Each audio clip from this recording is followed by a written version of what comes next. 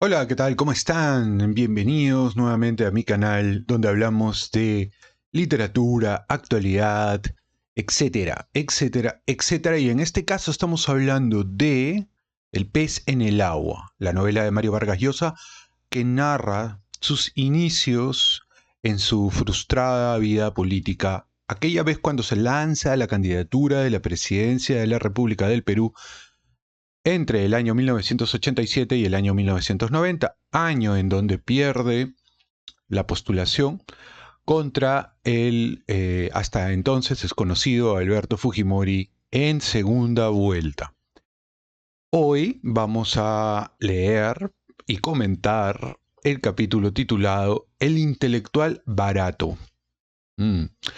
Ya saben que Mario Vargas Llosa alterna capítulos que dan cuenta de su inicio en la vida literaria, de sus primeras incursiones, tanto en la lectura como en la redacción de sus primeros textos, con los capítulos que tienen que ver con su lanzamiento a la presidencia de la República, su incursión en la política, sus primeras impresiones, cómo es que esa vorágine del proceso electoral le cambió algunas perspectivas de lo que era la política aplicada, porque hasta ese momento le interesaba la política, pero en términos de las ideas, del universo de las ideologías y tal. Bien, entonces lo que vamos a hacer es leer el capítulo llamado El intelectual barato.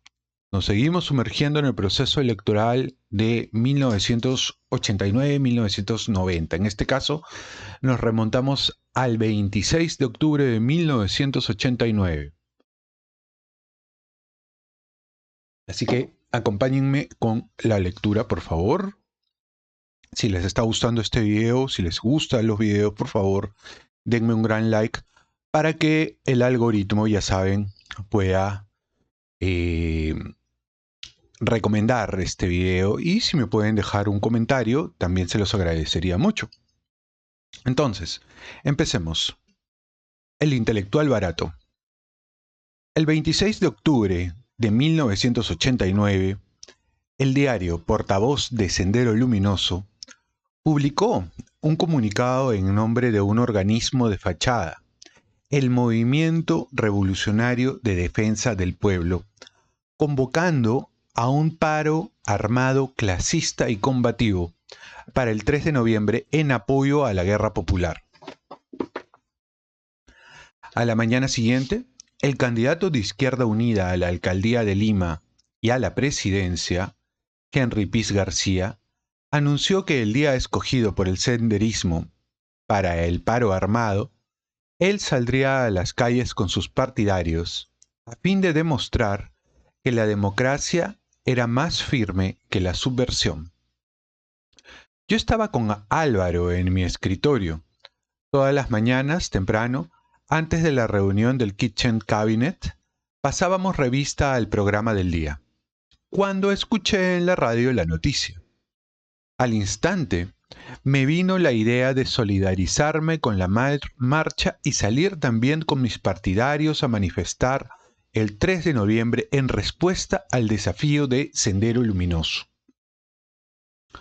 A Álvaro le gustó la idea, y para evitar que se embrollara en consultas con los aliados, la hice pública sin pérdida de tiempo en una entrevista telefónica con radioprogramas. En ella felicité a Henry Piz y le propuse que desfiláramos juntos.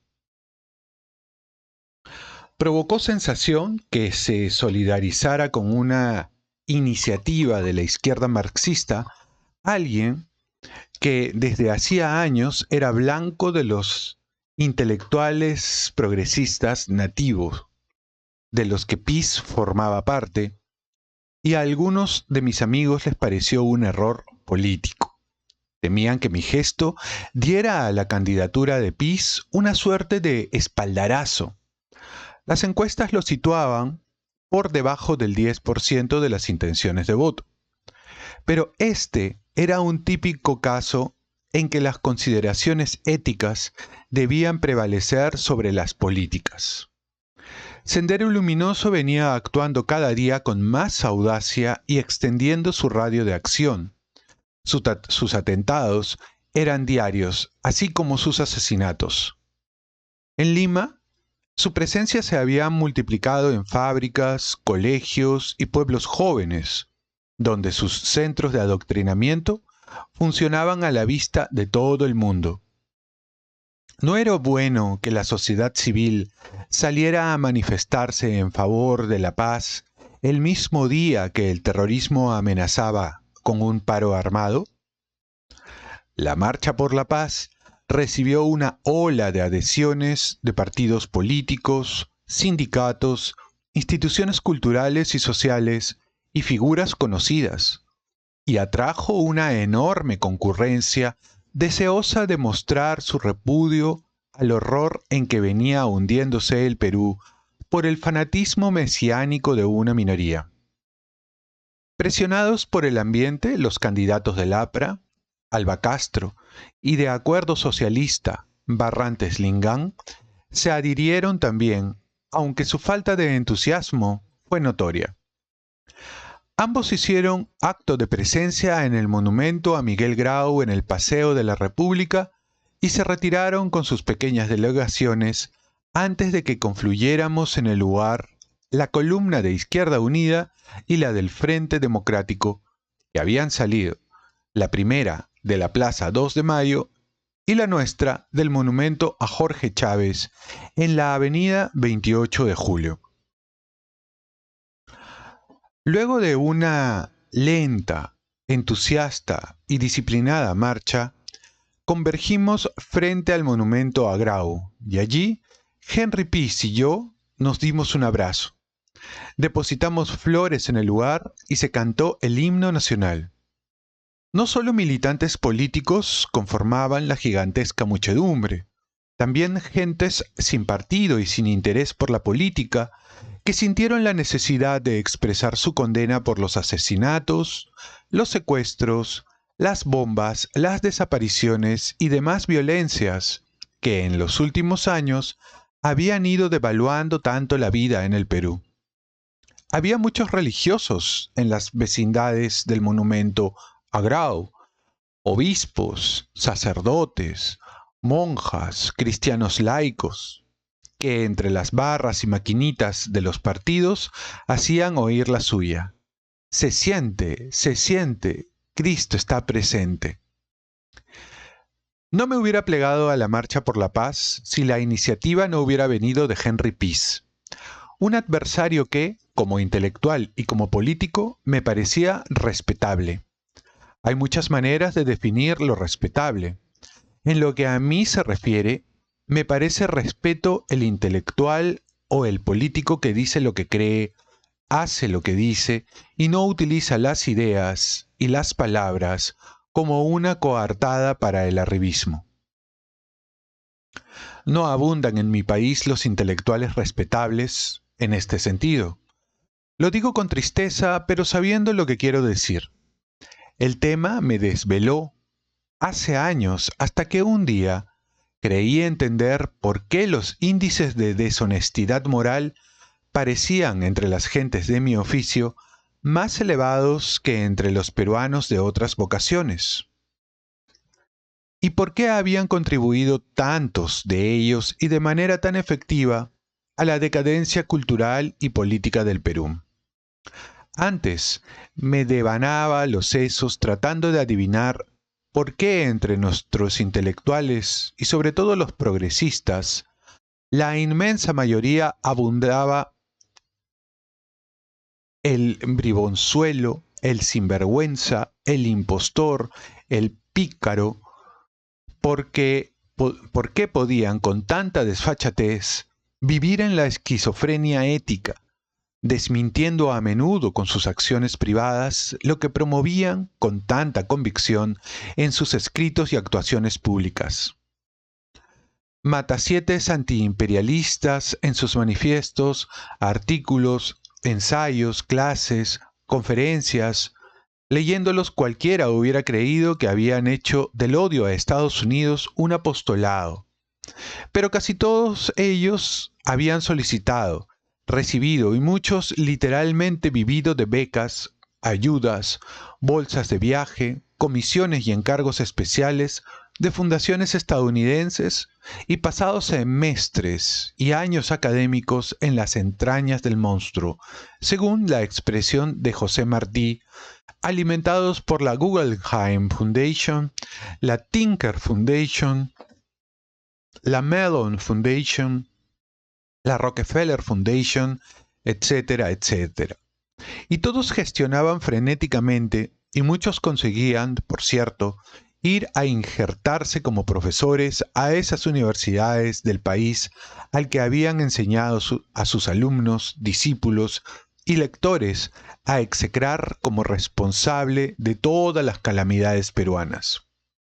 ¿Cómo explicar ese masoquismo de la especie intelectual? ¿Por qué esa desalada carrera de tantos hacia el país cuyas besanías vivían denunciando, denuncias gracias a las cuales habían construido en buena parte sus carreras académicas y su pequeño prestigio de sociólogos, críticos literarios, politólogos, etnólogos, antropólogos, economistas, arqueólogos o poetas, periodistas y novelistas? Algunos florones de la corona, tomados al azar. Julio Ortega comenzó su carrera de intelectual trabajando con un puesto rentado para el Congreso por la Libertad de la Cultura en Lima en los años 60, justamente en la época en que se reveló que esta institución recibía fondos de la CIA, lo que llevó a muchos escritores que se hallaban ahí de buena fe a apartarse del Congreso, pero no a él. Era entonces un apestado para los progresistas. Con la dictadura revolucionaria y socialista del general Juan Velasco Alvarado, se volvió revolucionario y socialista, también rentado. En el suplemento cultural de uno de los diarios confiscados por la dictadura, Correo, que se le encargó dirigir, se dedicó durante varios años, en una jerga estructuralista que combinaba la tiniebla intelectual con la vileza política en proporciones simétricas, a despotricar contra quienes no comulgaban con las deportaciones, encarcelamientos, expropiaciones, censuras y pillerías del socialismo velasquista, y a promover, por ejemplo, que se abofeteara a los diplomáticos que hablaban mal de la revolución. Cuando el dictador al que servía cayó por una conspiración interna de los propios secuaces, muchos de sus intelectuales fueron licenciados. ¿A dónde huyó a ganarse la vida este escriba? ¿A la Cuba de sus amores ideológicos? ¿A Corea del Norte? ¿A Moscú? No, a Texas, a la Universidad de Austin, por lo pronto, y cuando debió apartarse de esta, a la más tolerante de Brown, donde hasta ahora, supongo, prosigue su batalla en favor de la revolución antiimperialista hecha al compás de los tanques y sables militares. Desde allí, enviaba artículos durante la campaña electoral a un periódico peruano que le venía como un guante, La República, aconsejando a sus remotos compatriotas no perder esta oportunidad de votar por la opción socialista. Otro caso del mismo barroquismo moral, el doctor Antonio Cornejo Polar, crítico literario y católico socialista, como gustaba definirse, una manera de ganar el cielo sin privarse de ciertas ventajas del infierno, había hecho una carrera universitaria en la ciudadela del radicalismo y del senderismo, San Marcos, a cuya rectoría llegó por los únicos méritos que en su época, y por desgracia todavía, permiten ascender allí, los políticos. Su correcta línea progresista le ganó los votos necesarios, incluidos los de los recalcitrantes maoístas. El 18 de marzo de 1987, en una charla en Estados Unidos, yo hablé de la crisis de las universidades nacionales en América Latina y de cómo la politización y el extremismo habían desplomado sus niveles académicos y en algunos casos, como el de mi alma mater, los habían convertido en algo que difícilmente merecería ya el nombre de universidad. Dentro del previsible fuego graneado de protestas que aquello provocó en el Perú, una de las más inflamadas fue la del católico socialista, quien para entonces se había apartado del rectorado, alegando que los problemas del claustro lo habían puesto en la originalísima condición de un preinfarto. Indignado, mi crítico se preguntaba cómo se podía atacar a la Universidad Popular y Revolucionaria desde el Metropolitan Club de Nueva York. Hasta allí todo parecía coherente. ¿Cuál no sería mi sorpresa cuando muy poco después me pedían del Consejo Académico de una universidad del monstruo imperialista un informe sobre la competencia intelectual del personaje, candidato a ocupar un cargo lectivo en su departamento de español, que por supuesto obtuvo? Por allí anda hasta ahora, supongo, ejemplo viviente de cómo se progresa en la vida académica manteniendo las correctas opciones políticas en los momentos correctos.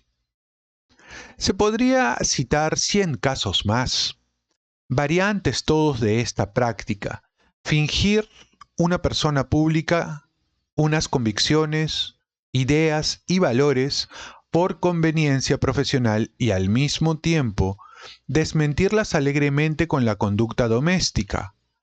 El resultado de semejante inautenticidad es, en la vida intelectual, la devaluación del discurso, el triunfo del estereotipo y de la vacua retórica, de la palabra muerta del eslogan y el lugar común sobre las ideas y la creatividad.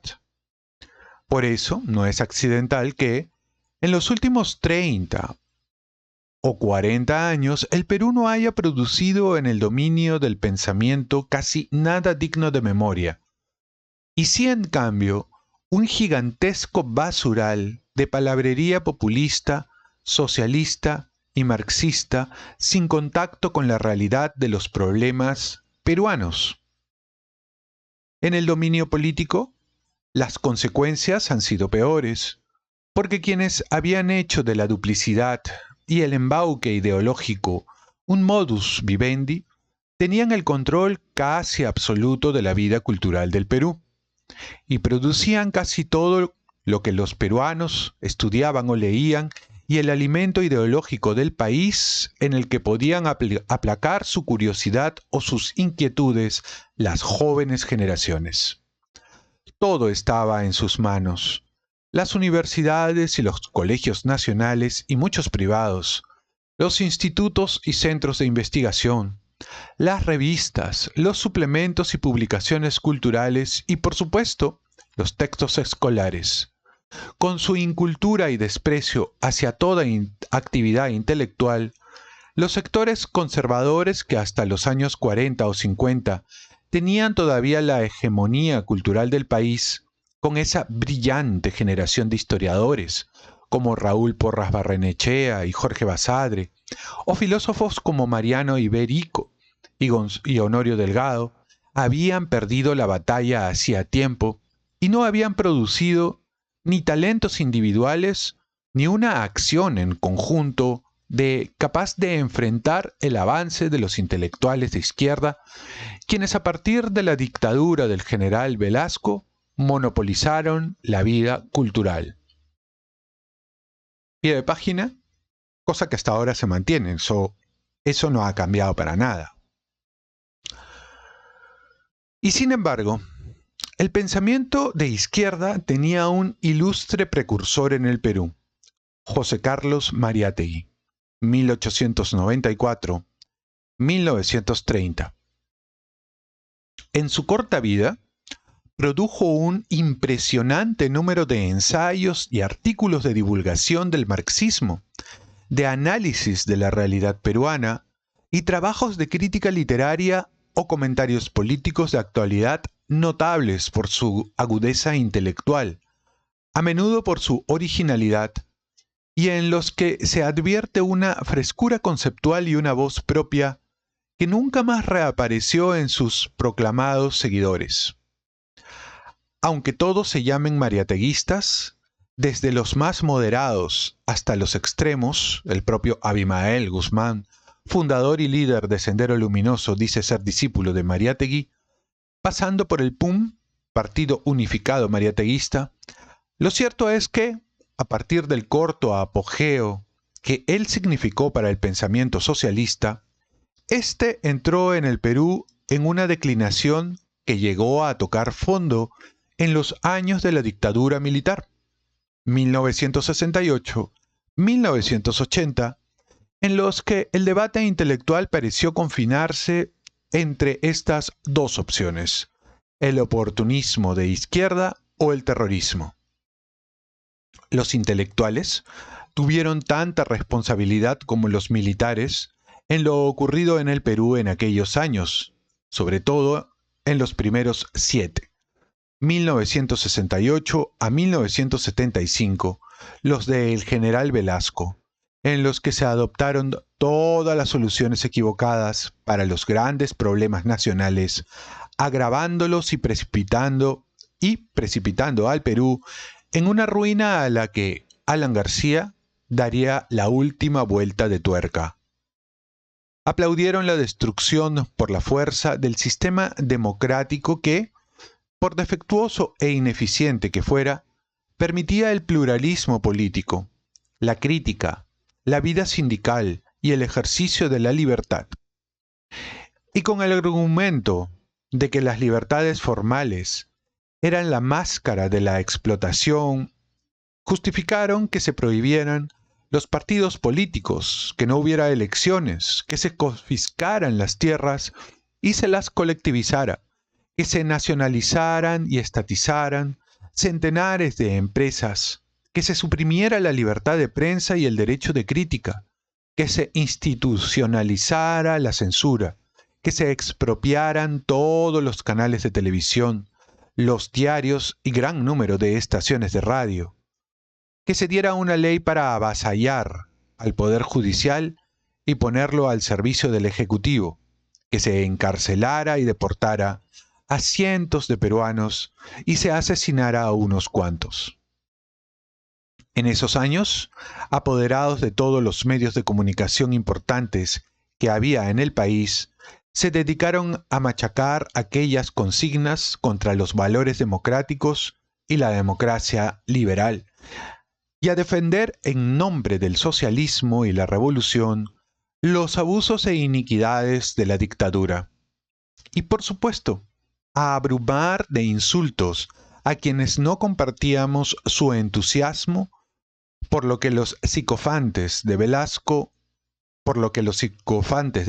llamaban la revolución socialista, participacionista y libertaria, y carecíamos de tribuna para responderles.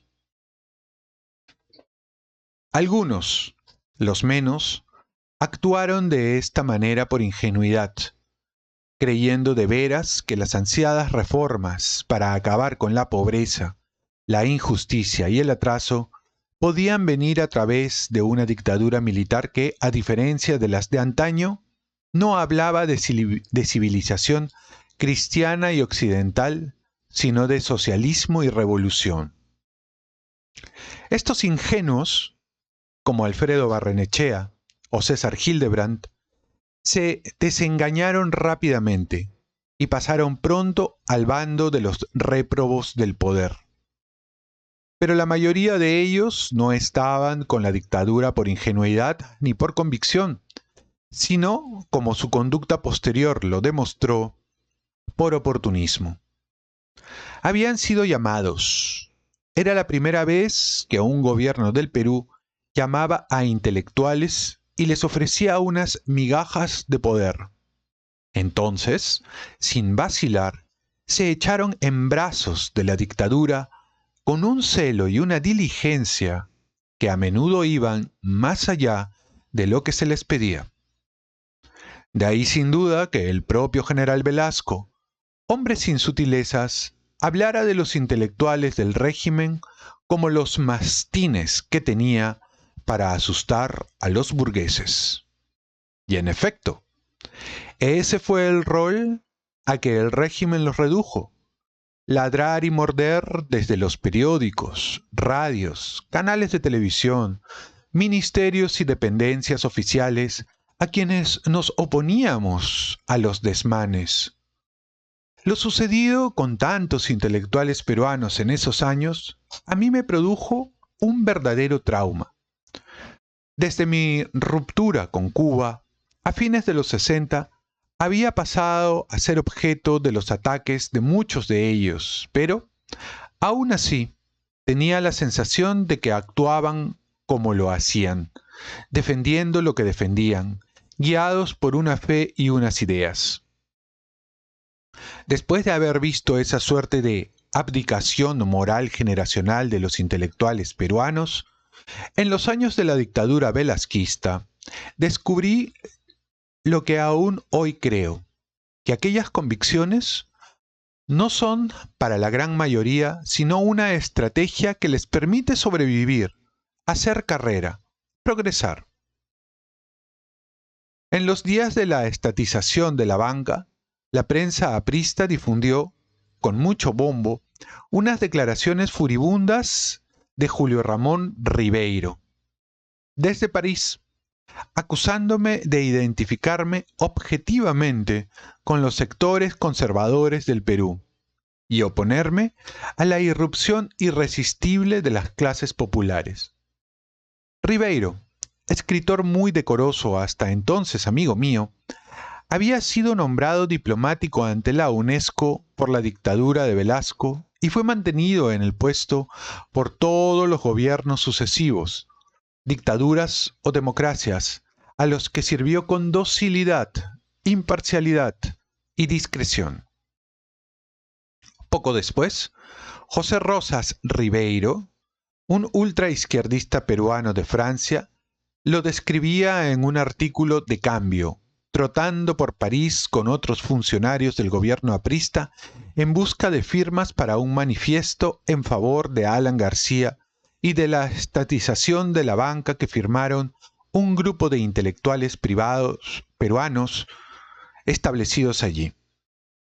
¿Qué había tornado al apolítico y escéptico Ribeiro en un intempestivo militante socialista?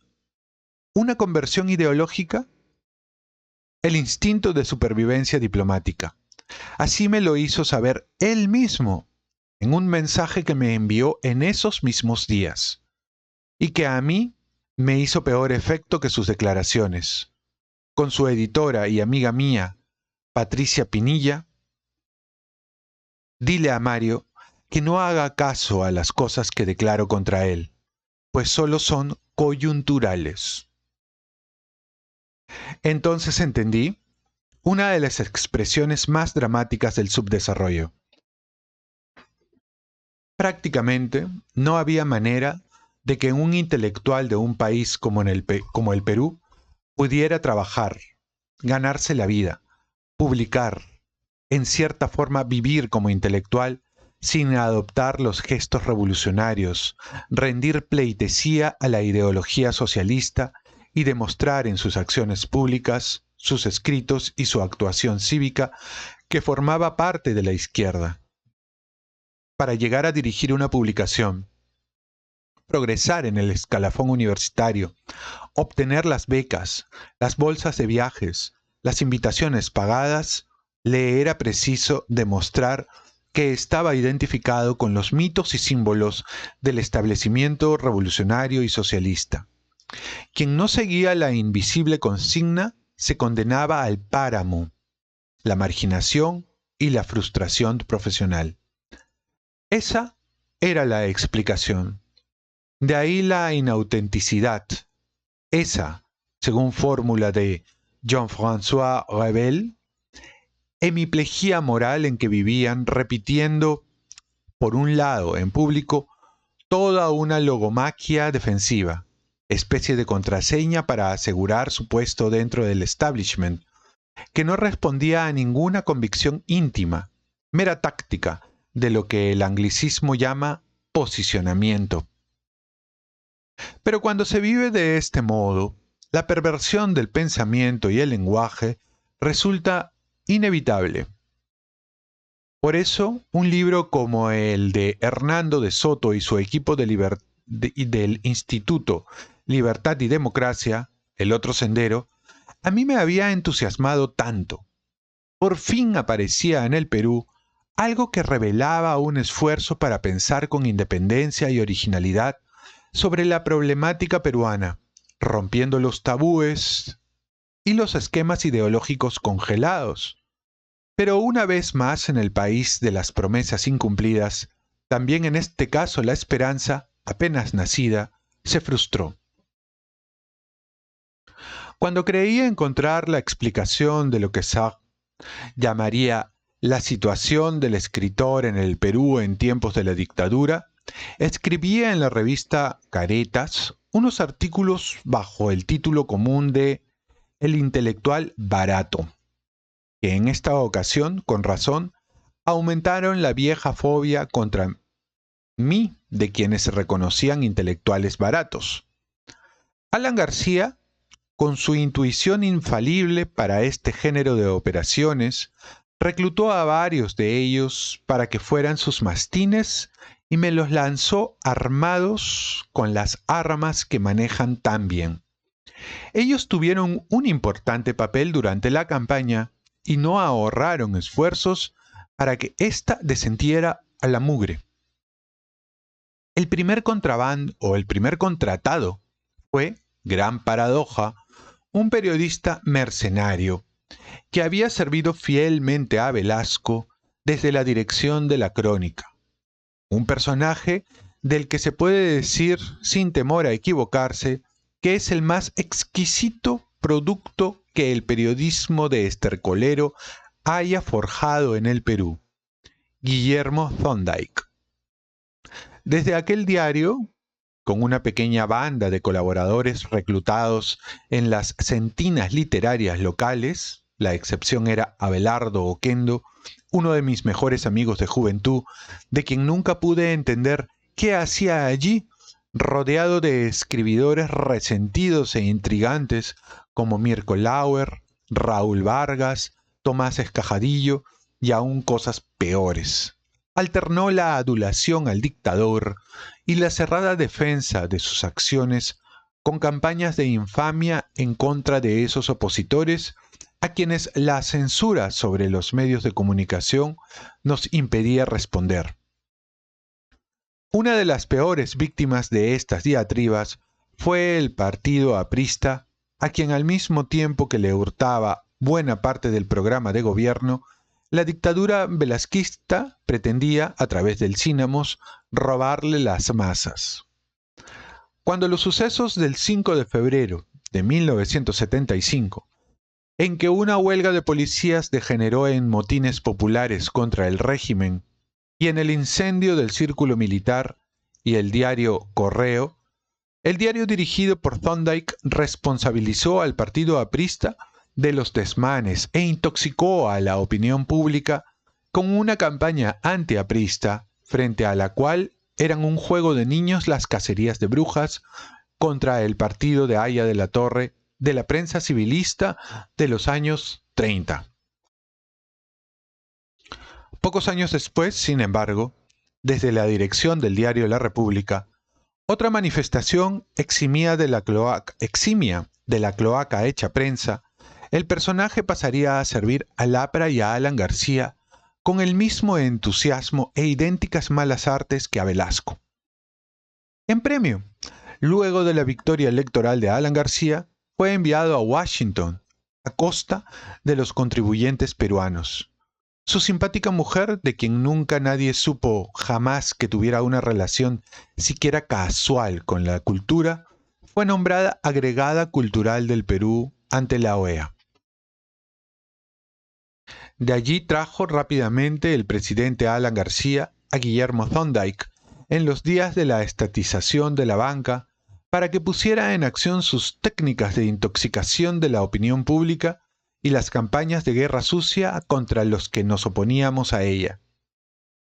Una oficina del odio fue instalada en una suite del Hotel Crillon.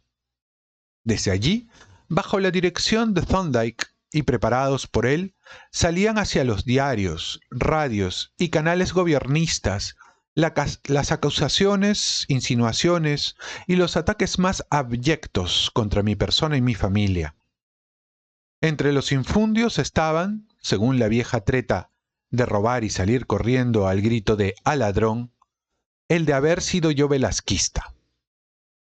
Gracias a inesperados aliados que, desde las filas del propio gobierno aprista, nos delataron el funcionamiento de la Oficina del Odio, el diario Expreso reveló su existencia y fotografió a Thorndike saliendo del Crillón, con lo que sus operaciones quedaron algo mermadas. Más tarde, siempre diligente en el servicio al amo de turno, el personaje publicaría una biografía geográfica de Alan García y en la campaña electoral este volvería a traerlo al Perú a dirigir una hoja, Página Libre, que en los meses finales, antes de las elecciones, desempeñó el papel que cabe imaginar. Pocos días antes de la primera vuelta electoral, una señora llamó a mi casa muchas veces, insistiendo en hablar conmigo o con Patricia, explicando que solo a nosotros revelaría su identidad. Patricia se acercó a hablar con ella al fin. La señora argentina de nacimiento pero peruana por matrimonio era la madre de Guillermo Thorndike. No la conocíamos. Llamaba para decir que, avergonzada con lo que hacía su hijo en las páginas del periódico que dirigía, había decidido votar en estas elecciones, pero lo haría por mí, en señal de desagravio, y que lo podíamos hacer público. No lo hicimos entonces, pero lo hago ahora, con mi agradecimiento por una iniciativa que, por cierto, no dejó de sorprenderme. Estas no son meras anécdotas, son muestras de un fenómeno generalizado, de un estado de cosas que afecta toda la vida cultural del Perú y que tiene consecuencias en su vida política. Uno de los mitos contemporáneos sobre el tercer mundo es que en esos países a menudo juzgados por dictaduras despóticas y corrompidas, los intelectuales representan una reserva moral que, aunque impotente frente a las fuerzas o frente a la fuerza bruta dominante, constituye una esperanza, una fuente de la que, cuando empiecen a cambiar las cosas, el país podría extraer las ideas, los valores y las personas que permitan hacer avanzar la libertad y la justicia. En verdad no es así. El Perú es una prueba, más bien de lo frágil que es la clase intelectual y la facilidad con que la falta de oportunidades, inseguridad, escasez de medios de trabajo, ausencia de un estatus social y también la impotencia para ejercer una efectiva influencia la vuelven vulnerable a la corrupción, el cinismo y al arribismo. Cuando entré a hacer política activa en el Perú estaba preparado para enfrentarme a mis colegas cuyas técnicas conocía desde la época en que a fines de los 60 entré en conflicto con ellos al empezar a criticar a la Revolución cubana. Desde entonces había sido blanco de sus iras, en apariencia por razones de orden ideológico, aunque en verdad muchas veces por motivos de emulación y envidia, lo que es también inevitable cuando alguien tiene o es percibido como si lo tuviera reconocimiento. Eso que se llama el éxito, por quienes enfrentan toda clase de dificultades para el ejercicio de su vocación. Estaba pues preparado para lidiar también con esos intelectuales peruanos a quienes hacía ya tiempo me había prometido solo leer, jamás volver a frecuentar. Por eso fue una sorpresa encontrar entre mis colegas algunos escritores, profesores, periodistas o artistas que, sabiendo que se exponían a la satanización en el medio en que trabajaban, hicieron causa común con el movimiento Libertad y me ayudaron a lo largo de toda la campaña.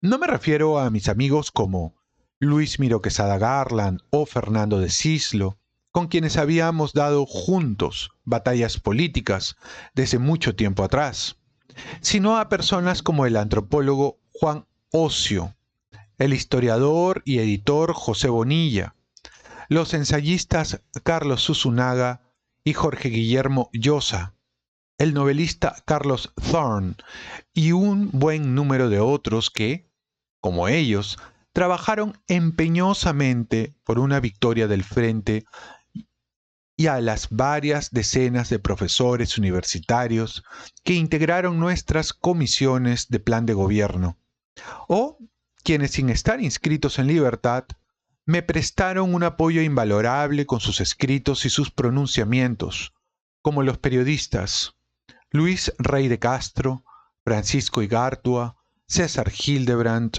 Mario Miglio, Jaime Bailey, Patricio Ricketts y Manuel de Ornelas, o el actor y director teatral Ricardo Blume, quien con valentía y generosidad se jugó entero cada vez que hizo falta en defensa de lo que ambos creíamos, o a intelectuales como Fernando Rospigliosi y Luis Pázara, y jóvenes escritores como Alfredo Pita, Alonso Cueto y Guillermo Niño de Guzmán, quienes desde posiciones independientes y a veces hostiles a la mía, tuvieron en el fragor de la guerra electoral gestos de nobleza hacia mi persona o hacia lo que yo hacía.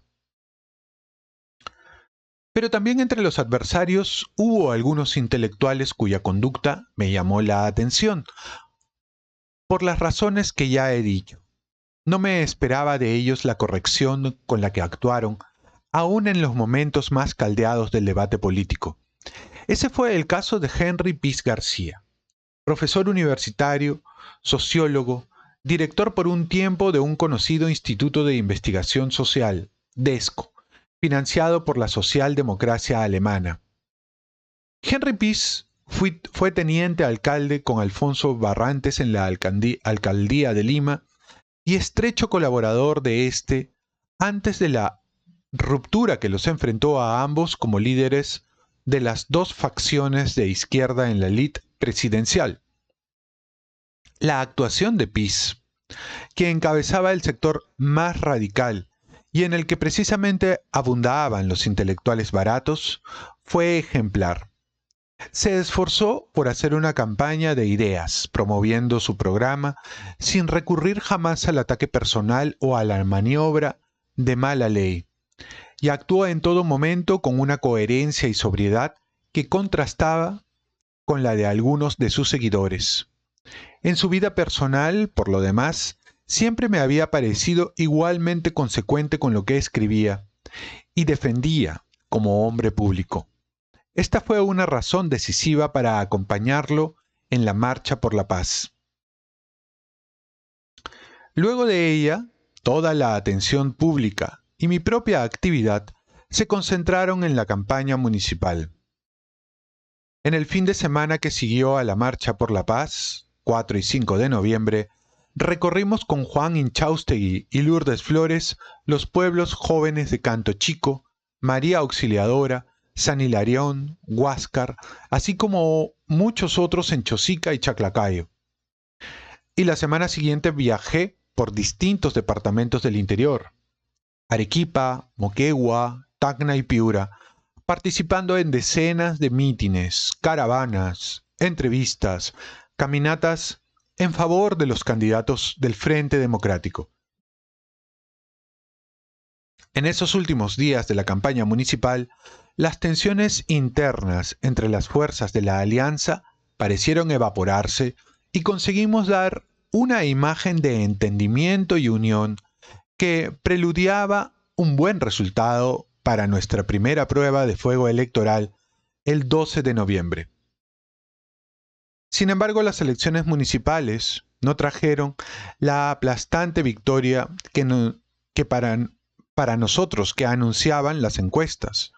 El Frente ganó más de la mitad de los distritos del país, pero esta mayoría quedó empañada por las derrotas sufridas en ciudades clave, como Arequipa, donde Luis Cáceres Velázquez del FRENATRACA, Frente Nacional de Trabajadores y Campesinos, fue reelegido. Cusco, donde el exalcalde izquierdista Daniel Estrada obtuvo una amplia victoria. Tacna, donde Tito Chocano, ex miembro del Partido Popular Cristiano, tuvo la primera votación, y sobre todo Lima, donde Ricardo Belmont logró más del 45% contra el 27% de Inchaustegui. Apenas conocidos los resultados, en la noche misma de la votación, fuimos con Inchaustegui al Hotel Riviera, en la avenida Wilson, convertido en cuartel general del movimiento Obras, a felicitar a Belmont, y yo posé ante la batería de fotógrafos y camarógrafos que colmaba el local en medio de Belmont y de Inchaustegui, alzando los brazos de ambos para sugerir subliminalmente que, de alguna manera, la victoria de ese independiente era también la mía, y de que la derrota de Inchaustegui no me perjudicaba. Álvaro hizo lo que pudo para que esa imagen se difundiera en la prensa y la televisión. En mis declaraciones hice lo imposible para destacar la arrolladora victoria del Frente Democrático, que había ganado 30 alcaldías distritales de la Gran Lima contra 7 de la Izquierda Unida, 2 de listas independientes, 1 del Acuerdo Socialista y ninguna del APRA. Pero en privado, los resultados de la elección municipal nos dejaron muy inquietos. Había un desapego que lindaba con el disgusto de grandes sectores populares hacia las fuerzas políticas establecidas, fuera de izquierda o de derecha, y una proclividad a depositar su confianza y esperanzas en quien representaba algo distinto al establishment. No de otra manera se explicaba la formidable votación de Belmont, en cuyo mérito principal, excluida su popularidad como animador de radio y televisión, parecía únicamente el no ser político, el venir de fuera de la política. Más grave aún, la última encuesta indicaba que, aunque las intenciones de voto nacionales seguían favoreciéndome con cerca del 45%, había una tendencia en los sectores más desfavorecidos a verme cada vez más como integrando la desprestigiada clase política. Muy bien, vamos a dejar la lectura hasta esta parte y vamos a hacer una pequeña recapitulación. Es bien interesante lo que dice Mario Vargas Llosa en torno a la actuación de la comunidad intelectual del Perú desde el inicio de la dictadura de Juan Velasco Alvarado, dictadura de naturaleza nacionalista, socialista, ¿no? Es un tipo de izquierda no internacionalista, en todo caso, con mucho de indigenista. De acuerdo al relato de Mario Vargas Llosa, Juan Velasco Alvarado, quien lideró el golpe de Estado contra Fernando Belaúnde en 1968, convocó a la mayoría de intelectuales que quieran participar de esas cuotas de poder a integrarse a su gobierno. La idea era, lógicamente, con estos intelectuales ir desarrollando corrientes de opinión que facilitaran, además, el gobierno y la ejecución del poder en la práctica. Esto, para quienes no lo saben, es un poco de Gramsci, es decir, en el marxismo está la infraestructura, la estructura y la superestructura es todo el universo de las ideas que luego te va a permitir a ti, como ejecutor del poder, cambiar todo lo que es visible, cambiar toda la estructura del gobierno y tal, y con eso cambiar también la infraestructura, que son las cosas materiales. A través de la parte intelectual puedes terminar manejando la parte económica. hacerte del poder de manera más simple, más fácil. Lo que se hace a través del gobierno de Velasco es insertar en todo el aparato que genera ideas a intelectuales dispuestos a producir ese tipo de información, de manera que las universidades, los medios de comunicación, los sindicatos y todo, los colegios, las escuelas primarias, secundarias, los textos escolares estaban influidos por este tipo de gente y facilitaba la penetración ideológica de esta corriente intelectual en las capas medias y bajas de la población, que era a donde le interesaba llegar a este gobierno. Bien, lo que dice Vargas Llosa es que precisamente estos gobiernos se llenan de ese tipo de gente que finalmente no son intelectuales, o él los denomina intelectuales basura, gente que no es coherente entre lo que piensa y lo que hace, que hay una diferencia entre esos.